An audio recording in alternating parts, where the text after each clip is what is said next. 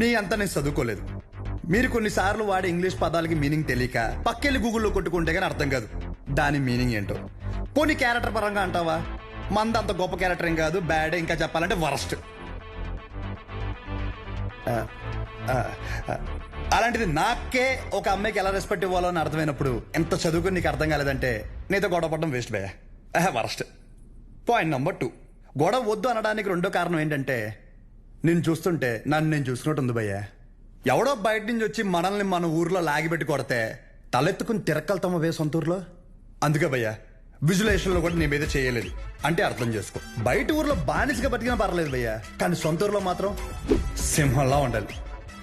So గొడవద్దు భయ్యా, అందుకే ఇలా చెప్పాల్సి వచ్చింది.